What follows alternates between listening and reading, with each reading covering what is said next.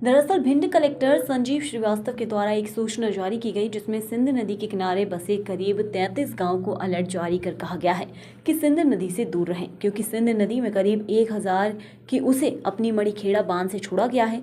इसके बाद से नदी किनारे बसे गाँव के ग्रामीणों को 3 वर्ष पुरानी बाढ़ आपदा की याद ताज़ा हो गई और उन्हें चिंता भी सताने लगी। जी हाँ, हम बात करें भिंड जिले के खेरा श्यामपुर पंचायत के श्यामपुरा गांव की, जहां ग्रामीणों का कहना है कि 3 वर्ष पूर्व आई बाढ़ आपदा में उनका सब कुछ तबाह हो गया था। घर, मकान, अनाज, घर गृहस्थी का सामान, पशु, कुछ भी नहीं बचा था।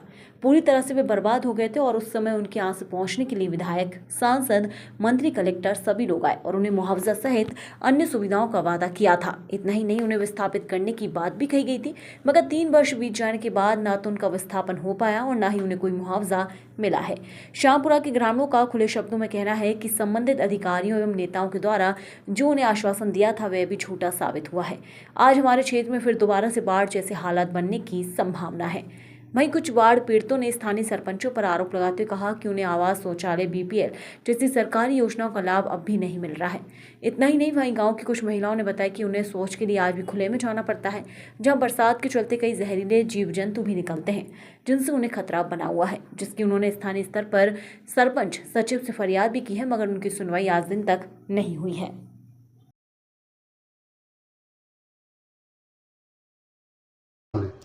नहीं, यही तो बड़ा दुर्भाग्य स्थिति है भारतीय जनता पार्टी की सरकार में। जो चीज़ें वो लोग कहते हैं वो केवल घोषणा स्वरूप होके रह जाती हैं।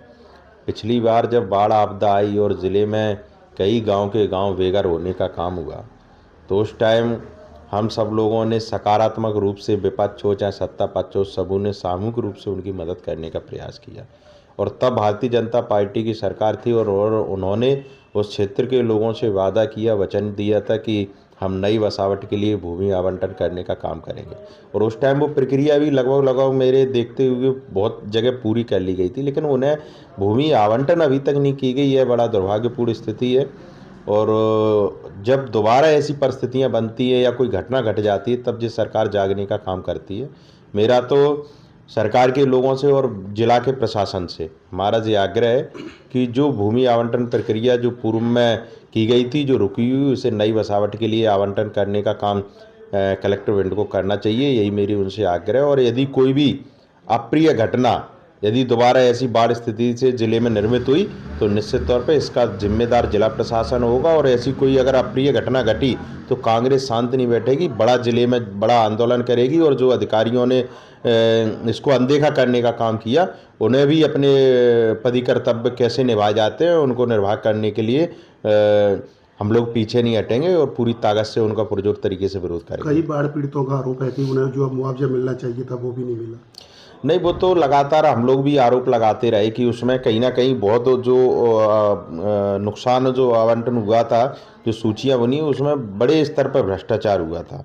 कई लोग जिनका वास्तविक रूप में जो गरीब लोग हैं और उनका मकान पूरी तरीके से जीर्ण शीर्ण हो गया और उन्हें पूर्ण रूप से उतना मुआवजा भी नहीं मिल पाया। इसकी अनदेखी इस सरकार, मैंने लगातार कहा है, सरकार किसान विरोधी है, नौजवान विरोधी है, गरीब विरोधी है। जे हमेशा गरीब व्यक्तियों के शोषण करने का काम भारतीय जनता पार्टी करती है। गरीबों के को कैसे लाभान्वित किया जाए, गरीबों को कैसे योजनाओं का लाभ दिया जाए, इस पर कभी उनकी कोई समीक्षा नहीं होती है। वो समीक्षा करते हैं तो कोशिश करते हैं कि हमारे रेत के डंपर कैसे निकलें, कोशिश करते हैं जिले में अवैध उत्खनन कैसा हो। इस ओर सरकार में बैठे हुए लोगों का ध्यान रहता है, लेकिन नए जो गरीब तबके के लोग हैं उन्हें योजनाओं से कैसे लाभान्वित किया जाए, इस ओर भारतीय जनता पार्टी के नेताओं का न प्रशासन का कोई ध्यान नहीं रहता। कुछ भी नहीं मिला।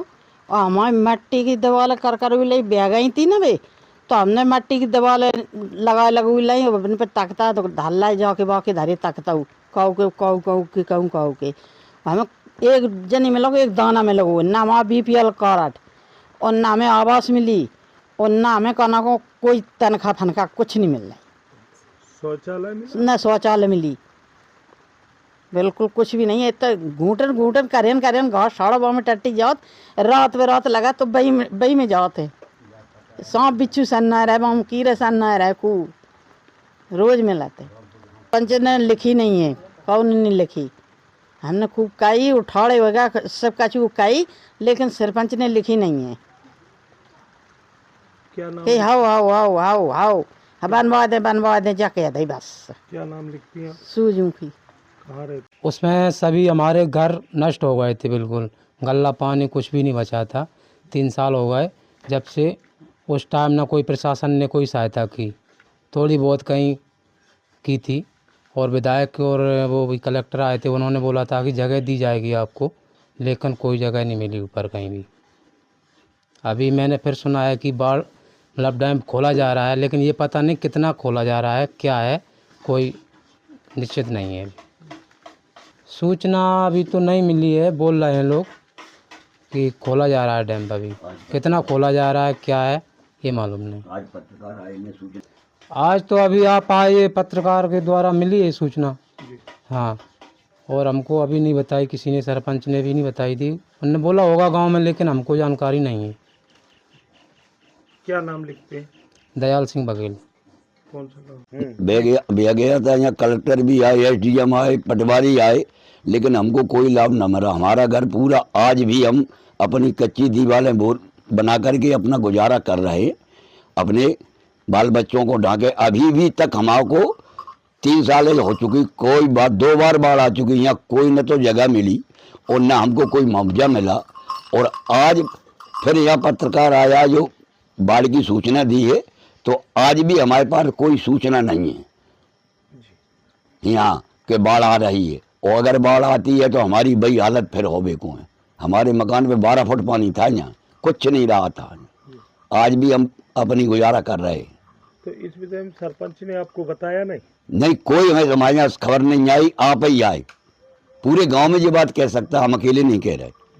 हाँ, किसी ने सूचना नहीं, कोई सूचना नहीं आई हमारे पास। पिछली बार आपका कितना नुकसान हुआ था? हमारा नुकसान पूरा ही नुकसान हो गया था। 50 मन गल्ला तो भूसा तो चौंपे हते, सारे छिड़ियाँ बकरियां बर्बाद हो गई। बर्बाद का मर गई, बह गई पूरी गृहस्थी। घर में कुछ रहा ही नहीं था, एकदम बाढ़ आई, सूचना थी नहीं, फिर क्या उठाई लेते जन। तो सूचना कैसे लगी थी आपको? कुछ नहीं, सूचना घर में पानी बुलाने लगा तो भजन लगे हम, और क्या करते। ताकि बाद पुलिस आई है, घर में पानी को लोग सामान निकाल, पर सामान में कहाँ से निकाल लेते। हमारे पास क्या साधन था? कोई साधन नहीं। क्या नाम लिखते हैं? हमारा नाम छोटेलाल प्रजापति। कहाँ रहते हैं?